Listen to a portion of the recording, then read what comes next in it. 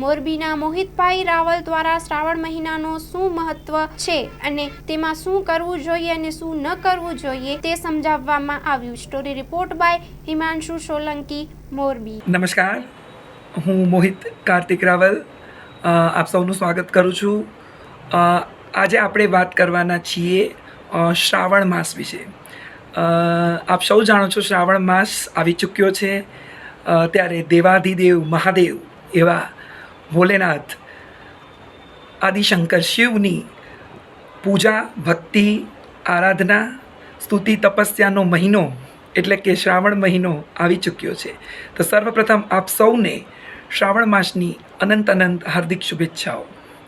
આજે આપણે શ્રાવણ માસ વિશે વિગતવાર વાતચીત કરવાના છીએ. સાથે સાથે આજે આપણે શ્રાવણ મહિનામાં શું કરવું જોઈએ, શું ના કરવું જોઈએ તેની પણ વિસ્તૃત ચર્ચા કરવાના છીએ. મુખ્યત્વે શ્રાવણ માસ એટલે તહેવારોથી શરૂઆત ગણવામાં આવે છે. શ્રાવણ માસમાં અનેક તહેવારો આવે છે, જેમ કે બંને એકાદશી, સાથે સાથે રક્ષાબંધન એટલે કે નાળિયેરી પૂનમ, તેનું પણ અનેરું મહત્ત્વ છે. ભાઈ બહેનના તહેવારનું રક્ષાબંધન ઉજવવામાં આવે છે. ત્યાર પછી શિવની સાથે કૃષ્ણનો પણ જન્મોત્સવ એટલે કે જન્માષ્ટમી પણ શ્રાવણ મહિનામાં, અને આપણા સૌરાષ્ટ્ર, કચ્છમાં, ગુજરાતમાં લોકમેળાનું પણ સુંદર આયોજન આ મહિનામાં થાય છે. સાથે સાથે શ્રાવણની સૌથી મોટી અમાવસ્યા પણ આ મહિનામાં આવે છે.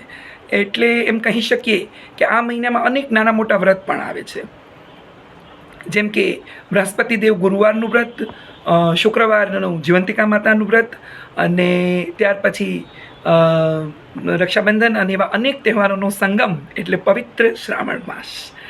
હવે શ્રાવણ માસ વિશે બધાને ખ્યાલ છે કે શ્રાવણ, પણ આપણે વાત કરશું કે શ્રાવણ મહિનામાં શું કરવું જોઈએ, શું ના કરવું જોઈએ.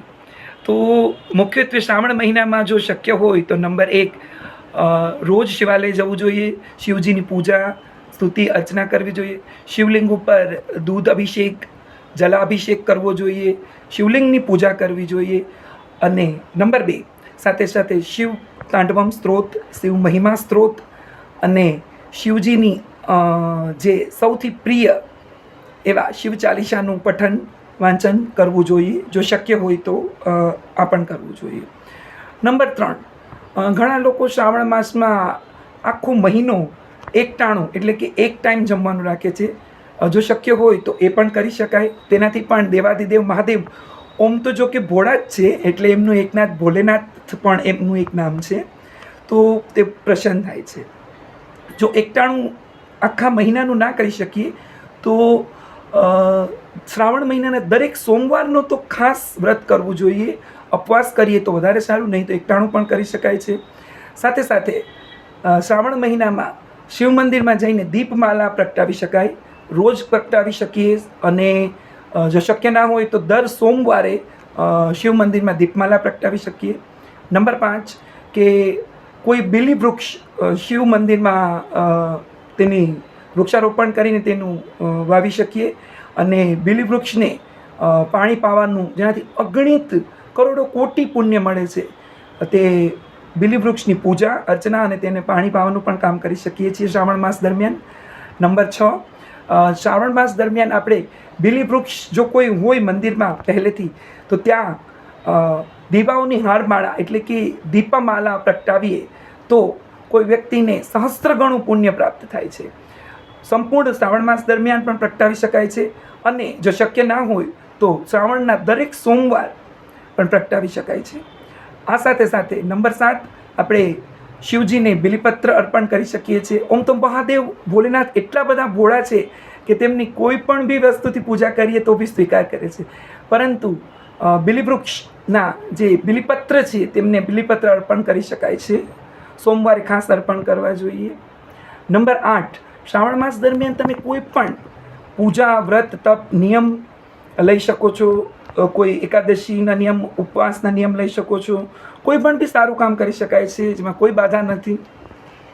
નંબર 8, શ્રાવણ માસ દરમિયાન આપણે સ્નાન, ધ્યાન, દાન અને તપનો પણ એટલો જ મહિમા છે કે આ માસ દરમિયાન આપણે જો કોઈ દાન કરીએ, તપ કરીએ, ધ્યાન કરીએ તો દેવાધિદેવ મહાદેવ અત્યંત ઝડપી પ્રસન્ન થાય છે. અને શ્રાવણ માસ દરમિયાન શું ના કરવું જોઈએ તેની પણ આજે આપણે ચર્ચા કરવાના જ છીએ. ખાસ કરીને શ્રાવણ માસ દરમિયાન જો શક્ય હોય તો કોઈ પણ પ્રકારનું વ્યસન ના કરવું જોઈએ. કોઈ પણ પ્રકારની તામસિક પ્રવૃત્તિઓ, વ્યસન તેનાથી દૂર રહેવું જોઈએ. કોઈ પણ પ્રકારના ખોટા વ્યસનો જેવા કે જુગારની ઘણા બધા લોકો રમતા હોય છે તેનાથી પણ દૂરી રાખવી જોઈએ. ઓમ પણ ના જ રમવું જોઈએ, પણ શ્રાવણ માસ દરમિયાન પણ ના રમવું જોઈએ. એ સિવાય ખાવા પીવામાં પણ ડુંગળી લસણનો જો શક્ય હોય તો ત્યાગ કરવો જોઈએ. શુદ્ધ સાત્વિક દેશી ભોજન જમવું જોઈએ. ઘણા બધા લોકો એવું માને છે કે શ્રાવણ માસ દરમિયાન બાલ અને દાઢી પણ ના કપાવવા જોઈએ, અને ખાસ કરીને ગુરુવાર, સોમવારના દિવસે કોઈ પણ એવું કામ ના કરવું જોઈએ. બાવા છે, ઝાડા પાડવાનું, વાળ દાઢી કરવાનું કોઈ પણ કામ ના કરી શકીએ તો વધુ સારું છે. આ અલગ અલગ માન્યતા પ્રમાણેની વિગત છે.